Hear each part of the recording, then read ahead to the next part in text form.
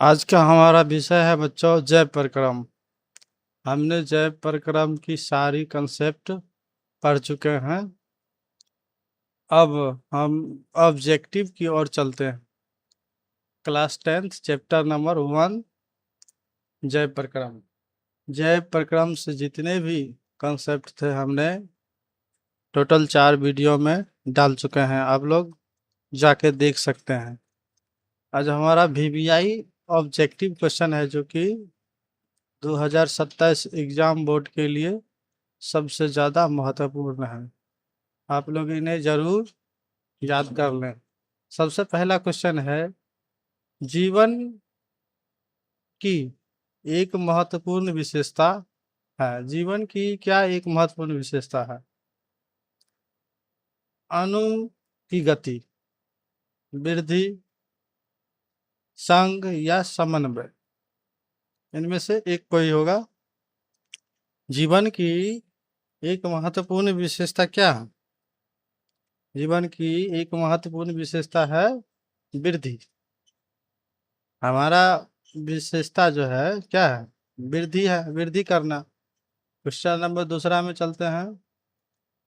सुपोषी पोषण होता है। सुपोषी पोषण होता है किन में होता है? ऑप्शन नंबर ए पौधे में, कवक में, कुछ पौटिष्टा पौष्टिष्टा और प्रोकैरियोटिक में, या ए बी दोनों में। तो सुपोषी पोषण होता है हम जानते हैं पौधे में। किसमें होता है बच्चों? पौधे में। क्वेश्चन नंबर 3 में चलते हैं। ग्लाइकोलाइसिस ग्लाइकोलाइसिस होता है। ग्लाइकोलाइसिस कहाँ होता है? माइटोकॉन्ड्रिया में, ऑप्शन नंबर बी कोशिका द्रव में, गोल्जी कॉम्प्लेक्स में, या ऑप्शन नंबर डी क्लोरोप्लास्ट में। कहाँ पर होता है? आप लोग कमेंट करके दीजिए और जवाब। क्या होगा बच्चों? कोशिका द्रव में। किसमें होगा? कोशिका द्रव में। नेक्स्ट क्वेश्चन नंबर 4 में चलते हैं। कौन सा एंजाइम वसा पर क्रिया करता है? कौन सा एंजाइम वसा पर कार्य करता है यानी क्रिया करता है? एमाइलेज, ट्रिप्सिन, पेप्सिन या लाइपेज? क्या होगा इनमें से? क्या होगा? लाइपेज। क्या होगा बच्चे? लाइपेज होगा, लाइपेज। आगे की ओर चलते हैं। Question number 5। घरानी भाग है। घरानी भाग है, किसका भाग है? घरानी भाग है बड़ी आंत की, छोटी आंत की, या मुख भाग की, या अमाशय का? तो घरनी भाग जो है किसका भाग है बच्चों? छोटी आंत का। घरनी किसका भाग है? छोटी आंत का। अब हम क्वेश्चन नंबर 6 में चलते हैं।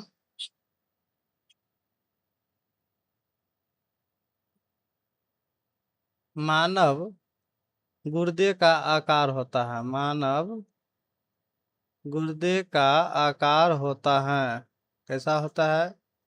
गोला होता है, या आयताकार, या सेम के बीच का आकार, या इनमें से कोई नहीं? कैसा होता है मानव गुर्दे का आकार? सेम के बीच के आकार जैसे। सेम के बीच के आकार जैसे।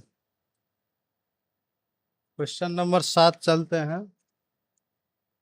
किण्वन किण्वन क्रिया पाई जाती है।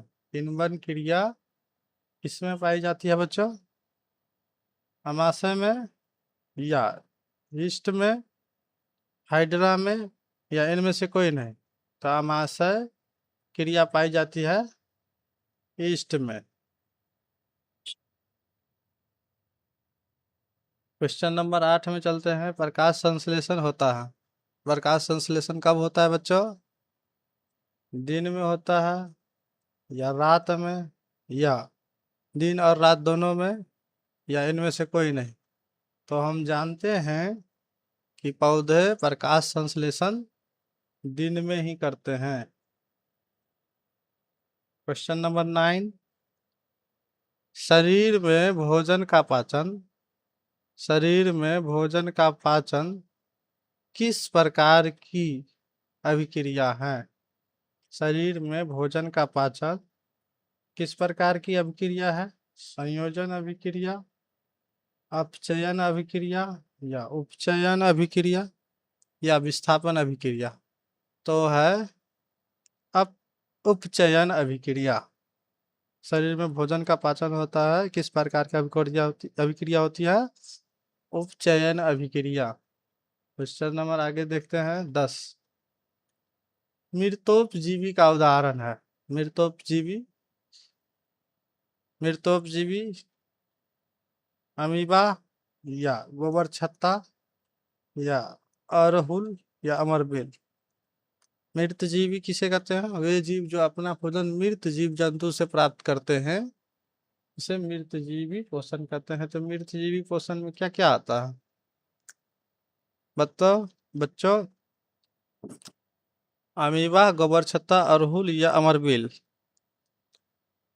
तो बच्चों होगा गोबर छत्ता। गोबर छत्ता मृत जीव जंतु से ही अपना भोजन प्राप्त करते हैं। 11 नंबर क्वेश्चन क्या कहते हैं ये देखते हैं। पौधे में प्रकाश संश्लेषण का स्थान होता है। पौधे में प्रकाश संश्लेषण कहाँ होती है? पौधे की प्रकाश संश्लेषण स्थान हमने पिछली वीडियो में बहुत ही अच्छा से पढ़ा चुके हैं। आप लोग जाके कंसेप्ट क्लियर कर सकते हैं। तो पौधे में प्रकाश संश्लेषण का स्थान अब बताइए, माइटोकॉन्ड्रिया में, या क्लोरोप्लास्ट में, ल्यूकोप्लास्ट में, या इनमें से कोई नहीं? तो पौधे में प्रकाश संश्लेषण का स्थान जो होता है क्लोरोप्लास्ट में, इसमें होता है क्लोरोप्लास्ट में। और क्लोरोप्लास्ट के अंदर क्या होता है? क्लोरोफिल। तो ये जो स्थान होता है प्रकाश संश्लेषण का क्लोरोप्लास्ट में होता है। किसके मौजूदगी में होती है? तो क्लोरोफिल की मौजूदगी में होती है। अब हम 12 नंबर क्वेश्चन को देखते हैं। दांत की सबसे ऊपरी परत है। दांत की सबसे ऊपरी परत, दांत की सबसे ऊपरी परत क्या है? पहला ऑप्शन डेंटाइन, दूसरा ऑप्शन इनामिल, तीसरा ऑप्शन अस्थि, और चौथा क्राउन। तो दांत की सबसे ऊपरी परत है इनामिल। इनामिल राइट आंसर है। मानव आहार नाल का सबसे लंबा भाग, मानव आहार नाल का सबसे लंबा भाग, मानव आहार नाल का सबसे लंबा भाग क्या है बच्चों? क्या आमाशय है, या छोटी आंत, या ग्रास नली, या बड़ी आंत? तो हमने पढ़ चुके हैं कि छोटी आंत मानव आहार नल का सबसे लंबा भाग है। क्वेश्चन नंबर 14 देखते हैं। मानव शरीर की सबसे लंबी कोशिका, मानव शरीर का सबसे लंबा कोशिका क्या है? अस्थि कोशिका, या पेशी कोशिका, या न्यूरॉन, इसी का नाम दूसरा तंत्रिका कोशिका, या मास्टर सेल? तो हमें पता है बच्चों कि न्यूरॉन जो है मानव शरीर का सबसे लंबा कोशिका है। अब हम चलते हैं क्वेश्चन नंबर 15। स्वपोषी पोषण के लिए आवश्यक है, स्वपोषी पोषण के लिए आवश्यक है। स्वपोषी पोषण के लिए क्या क्या आवश्यक हो सकता है? क्लोरोफिल हो सकता है, या कार्बन डाइऑक्साइड और जल, या सूर्य का प्रकाश, या इनमें से सभी? तो बच्चों क्लोरो स्वपोषी पोषण के लिए ये सभी क्लोरोफिल, कार्बन डाइऑक्साइड, जल और सूर्य का प्रकाश, ये सभी की आवश्यकता है। तो इनमें से सभी। 16 नंबर क्वेश्चन देखते हैं। मनुष्य की सबसे बड़ी ग्रंथि, मनुष्य के सबसे बड़ी ग्रंथि क्या है? तो क्या अग्न्याशय है, या अंडाशय, या एंड्रीनल है, एंड्रीनल या यकृत? तो बच्चों, मनुष्य की सबसे बड़ी ग्रंथि यकृत है। ये यकृत है, ये सब नहीं है। अब हम 17 नंबर क्वेश्चन की ओर चलते हैं। जीन शब्द किसने प्रस्तुत किया? जीन शब्द किसने प्रस्तुत किया? मेंडल, मेंडल ने, या डार्विन, या जोहानसन, या लेमार्क? जोहानसन, जोहानसन ने जीन शब्द का प्रस्तुति किया। हरे पौधे कहलाते हैं। अब 18 नंबर क्वेश्चन का ये, हरे पौधे कहलाते हैं। हरे पौधे क्या कहलाते हैं? इन चार में से देखिए, उत्पादक, या उपभोक्ता, या अपघटक, या इनमें से कोई नहीं। हरे पौधे उत्पादक कहलाते हैं। उत्पादक मतलब आ, कोई भी चीज का प्रोड्यूस करता है, मतलब उत्पादन करता है, तो ये होगा उत्पादक। हाँ, 19 नंबर क्वेश्चन। पौधे में भोजन किस रूप में जमा होता है? पौधे में भोजन किस रूप में जमा होता है? ग्लूकोज के रूप में, प्रोटीन के रूप में, या स्टार्च के रूप में, या फैटी एसिड के रूप में? तो पौधे में भोजन किस रूप में जमा होता है बच्चों? स्टार्च के रूप में। Question number 20। पित्तरस कहाँ से स्रावित होती है? पित्तरस कहाँ से स्रावित होती है? यकृत से, या मुख गुहा से, या अमाशय से, या छोटी आंत से? तो पित्तरस स्रावित होती है यकृत से। हमने ये सभी चीज डिटेल से पढ़ा चुके हैं, आप लोग जाके कॉन्सेप्ट समझ सकते हैं पिछले वीडियो में। किस जीव में हीमोग्लोबिन नहीं होता है? किस जीव में हीमोग्लोबिन नहीं होते हैं बच्चे? पक्षी, मक्खी, मनुष्य, इनमें से कोई नहीं। तो मक्खी में हीमोग्लोबिन नहीं पाए जाते हैं। 22 नंबर क्वेश्चन। मनुष्य के आहार नाल में अवशेषी अंग है।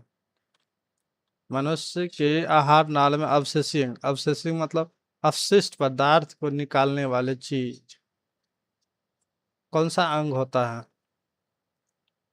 कोलन, या अपेंडिक्स, या सीकम, या रेक्टम? तो अपेंडिक्स जो होता है अवशिष्ट पदार्थ को बाहर निकालते हैं। नेक्स्ट, निम्नलिखित में कौन ट्रिप्सन एंजाइम का कार्य करता है? निम्नलिखित में कौन ट्रिप्सन एंजाइम का कार्य करता है? ट्रिप्सन एंजाइम क्या कार्य करता है? वसा का पाचन, कार्बोहाइड्रेट का पाचन, या प्रोटीन का पाचन, या इनमें से कोई नहीं? जल्दी से जल्दी उत्तर दीजिए बच्चे।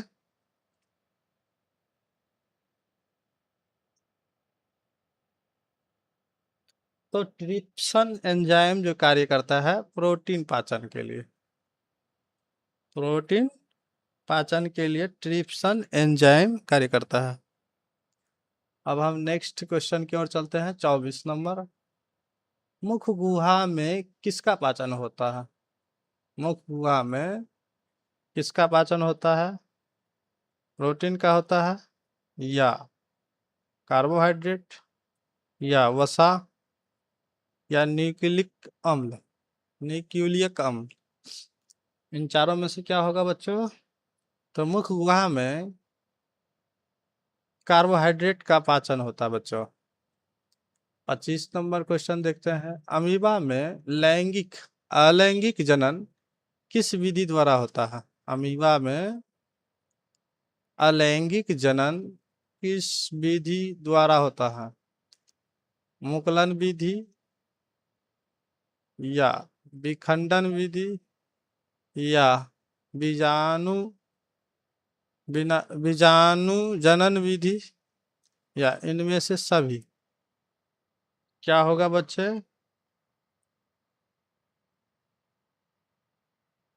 तो अमीबा में अलैंगिक जनन किस विधि से होता है? विखंडन विधि। किससे होता है? विखंडन विधि। Option number B. 26 number question देखते हैं। अमीबा अपना भोजन कैसे पकड़ता है? अमीबा अपना भोजन कैसे पकड़ता है? स्पर्श द्वारा, जीभ द्वारा, कूटपाद द्वारा, मुख द्वारा। तो स्पर्श द्वारा तो नहीं पकड़ता है। अमीबा में तो जीभ होता ही नहीं और अमीबा में मुख जैसी रचना नहीं होती है। अमीबा सिर्फ कूटपाद की मदद से ही अपना भोजन पकड़ते हैं। तो option number C right answer होगा। 27 नंबर क्वेश्चन। कौन सा एंजाइम वसा पर क्रिया करता है? कौन सा एंजाइम वसा पर क्रिया करता है? Option number A pepsin, B trypsin या सी लाइपेज या डी एमाइलेज। तो बच्चों वसा पर जो एंजाइम करता है वो लाइपेज होता है। क्या होता है बच्चे? सी नंबर क्वेश्चन सही होगा, लाइपेज। 28 नंबर देखिए। इनमें से कौन पादप हार्मोन है? इनमें से कौन पादप हार्मोन है? तो पहला नंबर देखिए। Option number 1 insulin, option option number B thyroxine या सी एस्ट्रोजन या डी साइटोकाइनिन।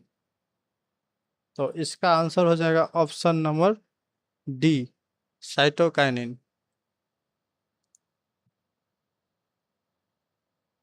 तो कैसा लगा आपका ये वीडियो? आप लोगों को अच्छा लगा हो तो लाइक सब्सक्राइब जरूर कीजिएगा। अब हम अगले वीडियो में शोषण के जितने भी कॉन्सेप्ट है उनको हम बहुत ही डिटेल से समझने का प्रयास करेंगे। आप लोग चैनल से जुड़ जाइए और सब्सक्राइब जरूर कर लीजिएगा। नोटिफिकेशन घंटी जरूर ऑन कर लीजिए ताकि लेटेस्ट वीडियो आप लोगों तक जल्द से जल्द पहुंच जाए। धन्यवाद।